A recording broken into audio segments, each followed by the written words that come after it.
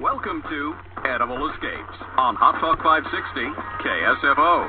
Conveniently located at the intersection of food and travel, where your questions about where to dine, where to drink, and where to go are answered by two guys who have done all of the above. Now, here they are, your hosts, Ken and Anthony.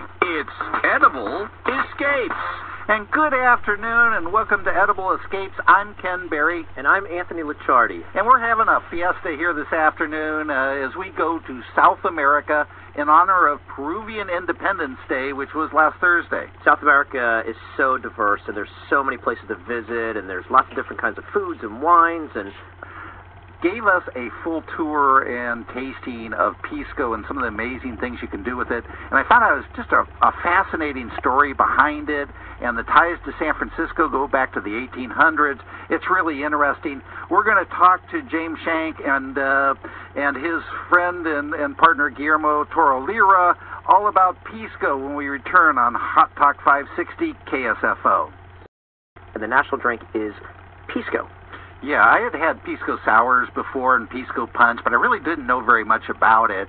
And James Schenk, who is with Destino restaurant on Market Street in San Francisco, and Guillermo Toro-Lira, who runs the Pisco Lounge next door, gave us a flight sampling of Pisco's, told us all about the history, and it was just fascinating. Yeah.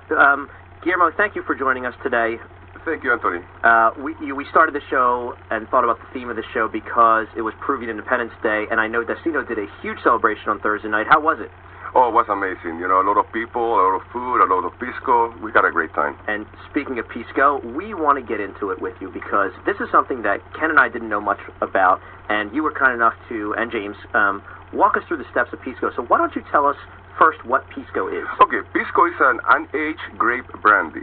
It's made from grapes originally planted by the conquistadores in South America, in Peru, in the 1500s, and the grapes mutated into special varietals, Peruvian varietals, and they first started to produce wine with it, you know, and it exploded the wine production in Peru, and unfortunately the King of Spain, Philip II, he didn't like that because that was going against the monopoly of Spain of importing the Spanish wine. So he prohibited the manufacturing of wine in Peru. So what did the Peruvians do? They said, well, we cannot make wine, let's distill it and make Pisco.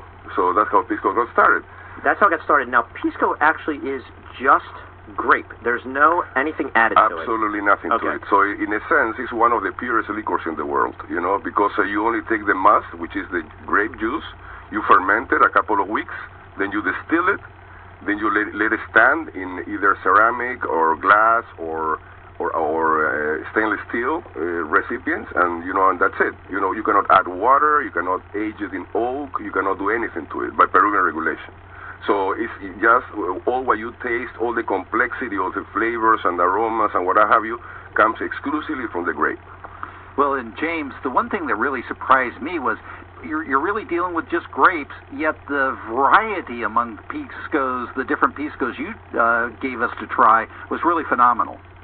Yeah, absolutely. And the great thing about it is the fact that with all the age-specific varietals of Pisco, what we really do and what my bartenders really do is focus on the level of mixology of really taking those actual characteristics of each of the varietals and then really making and creating cocktails around the actual flavors. And it's amazing because, you know, when you taste a couple of the different varietals side by side, as we did the other day, it's amazing to really see so many different flavor characteristics really evolve and really come out, and just how it lingers on your palate, everything from lemongrass to caramel to a little bit of violet and lavender. And that's one thing that we really truly enjoy about Pisco, and we're so proud of having the largest selection of Pisco available in the U.S., in addition to really being the first modern-day Pisco bar here in the U.S. as well, too, because we really want to introduce the category and really introduce everyone what Pisco is, past Pisco Sour, Pisco Punch, which is pretty well known these days as well. How many Piscos do you actually stock at Destino and Pisco Lounge? Right now, we currently have a little over 50, so we have about 52 different varietals. And in Peru, do people drink it straight in general, or do they mix it in cocktails? They do both, actually. I think more traditionally, more historically, and Guillermo can actually fill in on this as well, too. I think more traditionally, a lot of Pisco is actually drunk puro, which is drunk straight. And it's more of a very ceremonial kind of ritual where you have a bottle of Pisco at the table and you kind of pass it around. Everyone does little sips. From that point, Pisco Sour is a national cocktail of Peru as well, too. So when you go out to dinner, when you go out to lunch, really the first thing you do is get a Pisco Sour if you don't get one of the other great Peruvian beers that are available as well, too. But Pisco Sour is pretty much the number one cocktail in Peru as well. Right, and Pisco Punch, is having a renaissance in San Francisco. Not too many people know, but Pisco Punch was the San Francisco's drink, for decades in the early 1900s. It was invented by a Scotsman in a bar called the Bank Exchange, which was located in the corner of Montgomery and Washington, not far away from here, where the Transamerica Pyramid currently stands. Was called the Bank Exchange Saloon. And this guy, by the name of Duncan Nicol, invented Pisco Punch here in San Francisco, using Peruvian Pisco, or the Italia varietal. And it was extremely popular. It was known all over the world, in Europe. It was identified with San Francisco. Unfortunately, the Prohibition Act of 1919 closed its doors, and it disappeared, basically. Then the Depression came, then the Second World War, etc., and something new came to the United States, to San Francisco, with tequila. Tequila replaced it, and eventually Pisco faded with the memory of a gone generation, and now new pioneers like James, myself, and other guys like Dugan, McDonald, and many other people, they are trying to make a renaissance of the famous Pisco Punch of San Francisco. And Pisco Punch actually is the originator of Pisco Sour. Pisco Sour came later. Pisco Punch was the real first cocktail made of Pisco known in the world. How did Pisco end up as the national drink over there and make its way in the early 1900s here, or maybe even earlier? Right. There was this miner from Utah. His name was Victor Morris. He went to Peru to work in copper mines in 1904 or something like that. In 1916, he opened his bar in Lima. So people were asking him, "Can you build me a Pisco Punch?" But Pisco Punch, the secret was he didn't know too much about the recipe itself. So he tried to mix, and he invented Pisco Sour. So it was an American bartender who invented Pisco Sour in southern Peru. Well, you mentioned tequila, and Pisco reminded me a little bit of tequila in that the first sip really packs a wallop. I mean, it really hits you strong. And then you can start to appreciate some of the subtleties after that. Right. It's extremely complex. It's like wine, like a good wine. You see all these flavors, aromas, bouquets. Pisco is made of grapes. It's exactly the same thing. Depends a lot on the varietals, terroir, etc., of how do you manufacture that specific variety.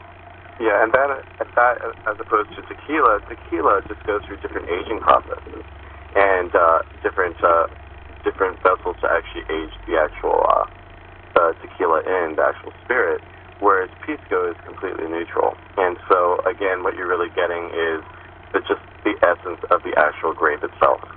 Right, and I think what Ken meant, and I kind of, we talked about this a little bit, James and Guillermo, when we were in there, is that people know tequila for all different ways and all different ways to drink it and ways to mix it with margaritas or other cocktails. Well, Pisco really is the same thing in that you have your not cheaper but your lower end Pisco that people can drink, they can shoot, they can drink in a cocktail. Then it kind of gets very, very complex, much like tequila does. There's different kinds of tequila depending on how you age it. But then there are the really, really good Piscos like a 100% white agave tequila that we got to try, and I will tell you that the difference between the normal Pisco that you can buy and the specialty Pisco that you let us try was absolutely amazing. It was so different, and that was one of the nicer drinks I've ever tasted when it comes to pure alcohol. Absolutely. Yeah, and the great thing about it as well, too, is if you really kind of remember, tequila 20, 25 years ago, no one had any idea what tequila was, and tequila kind of went through their own reincarnation, if you will, too, because it went literally from the Mexican whiskey, as everyone called it, to really what it is nowadays. And nowadays, you can ask anyone, well, what's your favorite tequila? And they can give you a very specific answer as to what their favorite tequila is. And the same thing is actually happening with Pisco. And the really exciting thing for Guillermo and myself and all of our other Pisco aficionados is the fact that we're the trailblazers, really introducing not only the category of Pisco as a new category of spirit, but in addition to that, really paying homage and really reintroducing Pisco Punch as the only signature cocktail of San Francisco. And the great thing about that is, when you really think of a signature cocktail of a city, there's not a lot of places that really have a specific signature cocktail. But with the story of Pisco Punch, it's amazing because it's been around since the 1880s.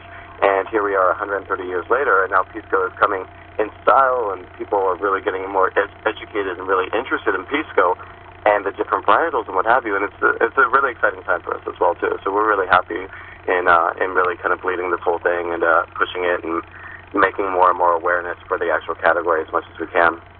Yeah, we feel very proud about, taking again the virtue of bringing Pisco Punch back, and in general Pisco for everybody. Well, in fact, Guillermo Toro-Lira from Pisco Lounge in San Francisco, you've actually written a whole book on actually two Pisco. books. 2 books.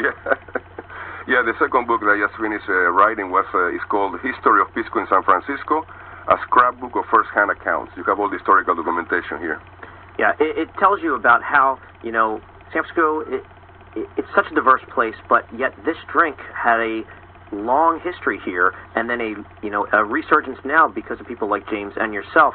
One thing I strongly recommend is, if it was me, I'd head over to Destino and Pisco Lounge, start out the Pisco Lounge, but do the Pisco flight. That you offer almost 50 kinds of Pisco, right, James? Exactly. And we have a flight which focuses on 4 specific varietals that we kind of handpicked and selected because we think that's a really good representation and a really good introduction for people to get a good flavor essence of what Pisco is about. Yeah, because like the one you're going to start with and the one you're going to end with are very, very different, much like wines are, but they're all the same grape. Right, exactly, and that's the amazing, crazy thing about it. Well, it was a revelation to me, and very exciting to learn about this and to hear the history. James Schenk is the owner of Destino Restaurant on Market Street in San Francisco.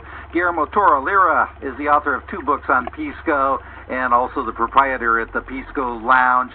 Thank you both very much for joining us on Edible Escapes. Oh, thank you. Thank you very much. Thank you both as well, too. Have a great weekend.